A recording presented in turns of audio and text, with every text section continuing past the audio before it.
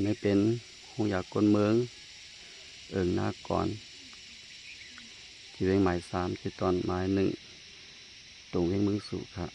ที่เสียมาไว้2เกาะคันเนาะอ๋อมาสูงค่ะเสียมาเอาเขาที่ว่าค่ะสิคะในห้องเมืองสังเกตค่ะเนาะจากที่ได้วันน้องจ้างน้องแอปตรงนี้มาสู่ค่ะเ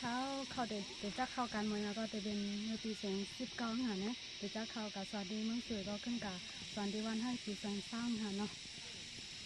เราขึ้นว่าสอนเราลงตัวเที่ยวยาวก็ขึ้นมาตกตั้งวันเกี่ยวน้องแอปค่ะเนี่ยมาตกอยู่ด้านนั้นก็3 ปีไปค่ะก่อนห้องยาวในไปเยี่ยวก็ขึ้นแต่มาตกทางวันลอยทาง3เลยเนาะว่าอยู่ทาง3เลยก็ห้องยาวค่ะก็เยี่ยวฐานเนี่ยก็ขึ้นไรมันนางกิ้วเหมือนนักก่อนนี่ค่ะอ๋อค่ะยึดชมติค่ะเสียมาที่ทางห้องเมืองนั่งค่ำนี้อยู่จากที่ได้ก็อยู่วันน้ำปุ้นไรน่าจะยังมึงซื้อค่ะแล้วก็เมื่อค่ะเดี๋ยวจะเข้ากันได้ก็เต็มเมื่อปี2019นั่งขายแม่ก็เมื่อเดี๋ยวจะเข้ากันได้ก็เต็มไรตกปีวันลอยทักตกปีวันลอยรับ1 ปีแล้วก็ขึ้นไรมาตกกันน้อยนั่นขนาดนี้ค่ะในทุ่งค่ะประดันจอยปลาเละเห็นตัวทางในหงอยากเอ็นคันนะ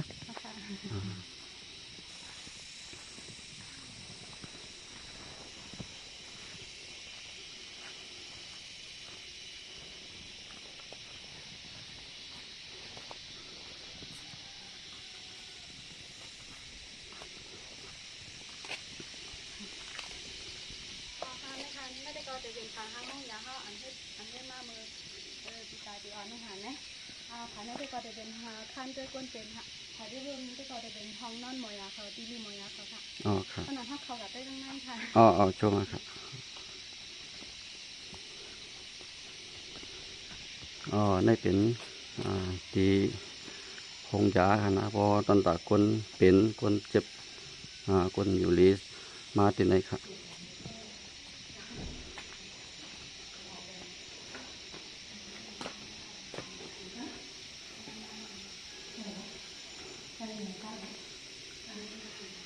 อ๋ออันนี้เป็นห้องสังฆทานตั้งซ้ายมือนะเป็นอ๋อครับนั่นได้ก็จะเป็นห้องไว้ก้นเป็นมันเชื่อมก้นเป็นตั้งเป็นก็จะได้ขึ้นห้องยาจะได้นอนยังไงค่ะเนี่ยอ๋อครับอ๋อ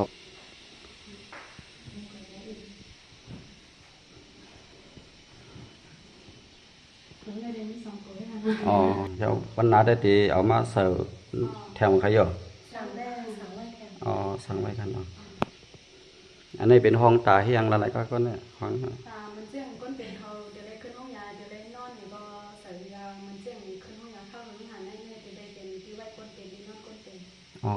โจเสียมาเขามาในจ่องก้นเป็นมันนำเขาครับในปี2024ได้ก็เป็นอยู่มอคาก็จะแนวอ๋อต่อถึงปลาปูเข้าไปในฐานนะในปลาตึ้งลงกันก็ไว้ค่ะอ๋อครับวันนั้นปลาตัวทางต่างห้องกันเนาะ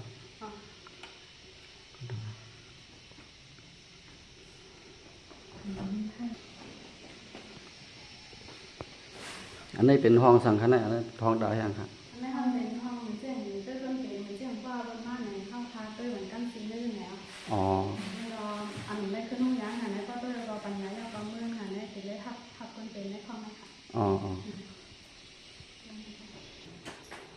ไม่ได้ก็เป็นที่ว่ายายานค่ะอ๋อยาในเปิ้นส่งมาจึงขนาดได้ก็มันเชื่อมว่าน้องเขาหลุดลงวานหนอสารหาในว่าหลุดลงวานน้องเยอะแยะด้วยถึงใบอยู่ในปอมก้นเมืองค่ะเนาะพวกเดิน1 ปอกเขาคันมีแผนการติดเลยลงด้วยปานปอมก้นเมืองค่ะเนี่ยนั่นได้ก็ว่าเฮาคาตัวยาในเฮาคาสังหานอยางก็พอได้ถูกปันค่ะเนี่ยว่าหลุดลงวานได้ก็ตีลงให้ก็ด้วยถึงบรรลัยออกกลางค่ะเนี่ยต้องมือจังมันได้ก็ยอดยาปันหลายกันเนาะเย้ายาใน1 ปีได้บรรทุกมาปันก็คันใน1 ปีนะเพราะอันนั้นได้ก็มันเต็มทุกตาเสนค่ะเนาะเป็นตั้งมาไว้ได้ก็ว่าหรือลงวานก้อยค่ะเนี่ยต้องใกล้ทุกนี่เนาะใกล้กับทุกต้องใกล้ซื้อปันค่ะเนี่ยว่าในลงวานอาสาที่ในก็กายาได้ก็ได้เอาอีออดนึงค่ะเนาะขึ้นเอาเฮ็ดมันเฮ็ดมันขึ้นมาเฮ็ดมันไหนเนาะเลยว่าเสียมาเขามีน้ำใจอยากลงที่คันเนาะช่วยคนวันคนเมืองที่วันนักก่อน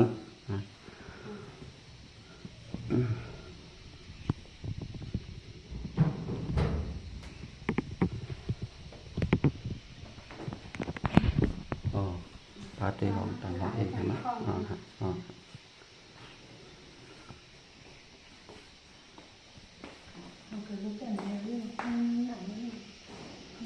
อันนั้นเป็นห้องสังกัดอันนั้นห้องนั้น อ๋อห้องเกิดตรงนี้ อ๋อ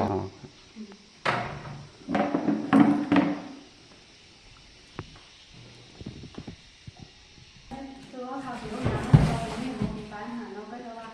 ในป้าทองอ่ะเป็นหนึ่งในครั้งน้ำไม่หอมมีหันแม่รู้มาวันว่าทำจำเป็นก็ทำกับอัพที่เรื่องมากับเกิดที่เรื่องในเรื่องค่ะเราเป็นแบบนี้ค่ะจะว่าเป็นห้องน้ำมันก็เป็นแบบนี้สิก้อนหันเนี่ย อ๋อ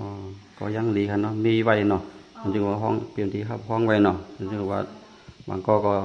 มันจึงว่าเป็นกลางค่ำกลางคืนเนาะนั่นก็มีรถวิกาก็ดีกว่าทั้งปุ่นก็จางเนาะมาติดในไว้ก่อนก็ยังดีเดิมมีครับเนาะอันนี้ห้อง เดวินดี้ว่ายายางหัน อ๋ เนี่ อย ห้องเก็บยา เด็กจะกินได้หรอ อ๋อเลี้ยงครับหวานก็บ่ใหญ่ก็คือเนาะอันนั้นก็เลยว่าลิเตี้ยนะมีเสียมาเขามาอยู่ที่ไหน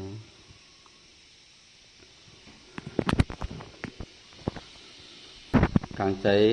เดี๋ยวมือที่จะมาอยู่ที่นี่ต่อถึงมือวันมือในเป็นที่ของในกลางใจไหลมาหันก้นวันมาก่อนฉะนั้นแหละแต่ที่เขาในเวียงก็หยับเสียมาเขาก็เลยมาอยู่ที่นี่ก็เลยว่ามีน้ำใจติวว่าเราเสียมาเขามีตั้งหันถึงจริงค่ะตั้งใจมาอยู่เนี่ย เลยว่าอันเป็นมาให้ผันห้องยาดินในก็เลยว่าแค่นเต้นหันเนี่ยกระดาษก้นวันก้นส่วนเขาก็มันจึงเข้าผลมาสั่งที่ในตีเก่าเว้งมาสั่งก็มันก็ยับหันเนาะก้นลุงเขาก็มีน้ำใจดีก็ไม่ให้ผันห้องยาดินในก็เขาขาก็เลยมาตัวคนคนนี้เลยมาอยู่ไปก็เขาขาก็มีจมดังเสือเตะยันเปิดอะไรเหตุการณ์บันก้นดังน้ำนั่นหันเนี่ย อ๋อก็การเฮ็ดคนปันคนทั้งนำในก็ที่ว่าพาก็เฮ็ดไรกูก็ค่ะนะที่ว่ามีตั้งคู่ยก็เฮ็ดไรเนาะก็ได้เลยมีน้ำใจเจตนาลี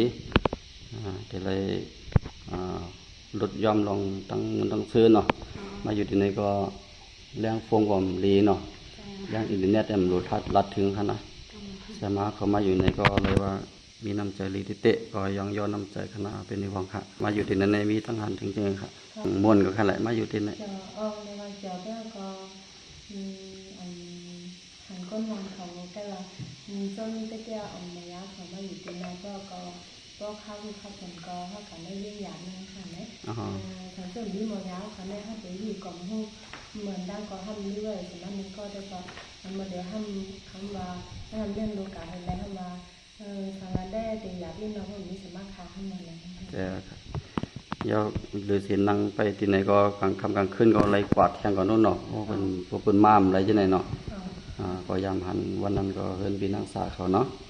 อันนั้นก็มือลุมลาเป็นนายกันเนาะอันนั้นทำไหลมือใน1 วันกับคันนั้น นั่นแต่ก็ว่าพวกมาที่ห้องยานี่เขาโอนแห้ง โอนแห้งน่ะไปมาบ่ค่อยไหลเนาะเป็นคนเฒ่าไอ้นะ ทำอะไรขึ้นเมื่อตัวสันที่ด้วยนั่นค่ะเนี่ยวันใดก็เขาหาตัวมือ3 ปอกหันเนาะห้องมอง1 ปอกให้กลางวัน2 มอง1 ปอกกลางค่ำ8 มอง1 ปอกหันเนี่ย อ๋ออันนั้นนะครับยาคุมอยู่คันนี้เนาะ อ๋อ เป็นก้นเจ็บก้นไข้ก้นอยู่นี่จึงก็เป็นมาที่ในไหลหมดหั่นเนาะ ก็เป็นเหมือนเจ้าอันหนาแห้งแต่ก็มาอันยามาอันน้องเมี่ยวทำน้องขันไม่ไว้เจ๊หินก็ไหลส่งเรื่องความเจ้าหนังก็มีนะคะ อ๋อสังว่ามีก้นไข้ก้นเป็นก้นอยู่ดีมาในการเจอจ่ายเป็นจังคั่นน่ะมันมีขั้นตอนจังครับ อ๋อมันเจ๋งมันเดี๋ยวนี้ยาอันเข้าคาอันไรซื้อได้ก็เข้าขามเอาก้างหันเนี่ยอันไรซื้อได้ก็เข้าคาขึ้นเอามันเจ๋งอันห้องไรซื้อขึ้นนั่นค่ะเนาะมันเจ๋งว่ายาเสียงก็ห้องขึ้นหรือเอามันเฮ็ดมันค่ะในอินมึงเอาแต่ก็เข้าคากันอะไรเดี๋ยวเอาค่ะเนาะ อ๋อค่อยกำนำได้แต่ปันลายเนาะยดยาปัน อันบรรลัยได้ก็เต็มป้อมหนังค่ะ อ๋อก็ว่ายามันก็กาเนาะก็เอามันเฮ็ดมันขึ้นนั่นเนาะ อ๋อใช่ค่ะเพิ่นก็ทำถูกปัญญากูขิงนั่นค่ะในสังสว่างหรือโรงวานในเฮาค่ะเฮาทำไรยาเนี่ยยาเนี่ยเพราะว่าถูกปันเวลาก็ทำเป็นดาโรงวานก็มาทำได้อีออดก็ยังค่ะเนี่ย อ๋อย านี่ก็เพราะว่าทำขึ้นเอามันเฮ็ดมันขึ้นก็มันจังยาเพิ่นนั่นค่ะเนาะมีห้องยาไว้ก็เฮาค่ะขึ้นก็ถือแลกเก็บเพิ่นเป็นอีนี่เด็กก็ขึ้นเอามันเฮ็ดมันขึ้นแนว อ๋อโจมาอยู่ที่นี่มายานี่มีเผอพองกับอันที่ว่าเป็นแห้งที่สุดในเป็นมีจงบะหมี่เขาค่ะ อันเป็นทางที่สุดนะ แต่เป็นความจริงแต่มีสองก็แค่เอา อ๋อเขาเป็นสังฆะ ให้กันได้ตั้งสักนั่นนู่นเลยก็อันเป็นห้องเกิดเจ้าหญิง ายปลาเมล็ดได้ครับเนาะอ๋อเสียมาเขามีอีสังเคยฝากถึงพอมีคนเมืองคนบ้านเฮาในวันนักก่อนเสียมว่าจอมวันที่มอมเสียมว่าเพราะว่าใครมาเขาคงอยากตินในอยู่ลีซื้อนั่นก็ใครมาถึงปางลองป้ายอยู่ลีเสียมาเขามีลองครับทั้งหันถึงฝากถึงพอมีพี่น้องคนเมืองเขาถึงครับ เก็บไปลองป้ายอยู่ดีนั่นหันเนาะสังเกตว่าก้นมันก้นสวนเขาอยู่ดีว่าสังเกตในอย่าไปสังเกตว่าเป็นหนาแห้งเลยก็อย่าไปไว้อยู่ไว้เจ้าเฮือนนั่นหันนี่ก็เป็นอะไรได้ก็ให้ยศให้ยาจ้องกำเหลืองค่ะเนาะว่าเป็นหนามากเนี่ยเขาขายยาก็มันตีนั่นเตือนค่ะเนี่ยมันตีเลยใจข้าวยำหึงมันถึงได้เส้นข้าวยำหึงก็ตีเลยเส้นข้าวยำหึงเส้นก็ตีจ้างเป็นค่ะในยันนั้นเลยแต่บรรดาหันถึงว่าเกี่ยวกับน้องป้ายอยู่ดีแน่ให้อันกันลุ่มล่าด้วยถึงโดยเจ้าต่อก็ไว้กะคันไปน้ำหนักลองใหญ่เต้ๆหันเนี่ย อ๋อสมาเอาว่า แล้วก็ว่าเหมือนจะว่ามีคนในวานนะวันไหนก็ดีอันจันเนี่ยก่อนนั่นนึงค่ะเนาะว่ามีคนปัดต้องใครผักต้องที่ในก็มาผักไรเนาะใครเกิดก็มาเกิดไรนั่นค่ะเนาะ อ๋ออันนี้เป็นลองลิดเดียวครับที่เสียมาเขาปันทานถึงจังเรื่องสุดก็ไม่สูงเนาะเสียมาก็ทั้งสองครับยินจมนันนันติค่ะ